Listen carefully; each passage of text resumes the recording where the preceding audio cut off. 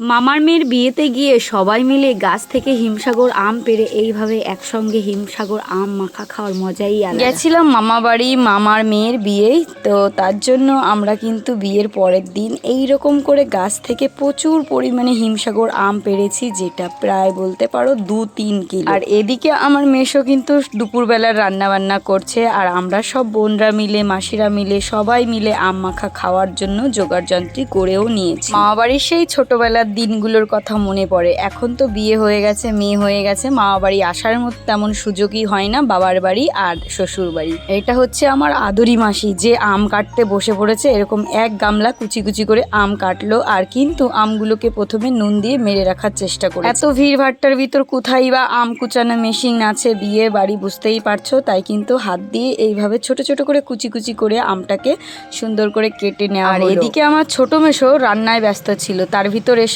কে লঙ্কা দিয়ে আম মাখবে, তাই জন্য সবাই আর কি বলছিল আমি পারবো না। তারপরে মেশো বলল যে চল আমিই মেখে দিচ্ছি। আমি কিন্তু এটা শুনেছি, ছেলেদের হাতে আম মাখা রান্না এইগুলো কিন্তু খুব টেস্ট হয়। তোমরা কি আমার মতে একমত হলে অবশ্যই কমেন্ট করো। তো দেখো মেশো কিন্তু প্রথমে আমগুলোকে চটকে এক গাবলা আমকে কতটুকু বানিয়ে ফেলেছে। তারপরে কিন্তু ভরে ভরে কাসন্দি দেওয়া হলো, এর ভিতর দেবে চিনি, কাঁচা লঙ্কা, তারপরে হবে লেবু পাতা। আর এই আমটা না হিমসাগর আম, এত যে মিষ্টি হয়, তোমরা তো হিমসাগর আম সম্পর্কে জানো। আর আমার মামার বাড়ির গাছের আম এত যে ভালো লাগে খেতে। হিমসাগর আমটা এমনি কাঁচা থাকতে খুবই টক হয়, কিন্তু পাকলে পারে এতটা মিষ্টি হয়। সব থেকে স্পেশাল আম বলতে পারো হিমসাগর, তাই কিন্তু মেশো মাখছে। তারপরে কিন্তু আমরা সবাই মিলে খাওয়া শুরু করে দিলাম। আর কি যে স্বাদ হয়েছিল, তোমাদের দেখে হয়তো লোভ লাগছে। ভিডিওটা ছিল অনেক দিন আগের, কিন্তু এডিট করে উঠতে পারছিলাম না।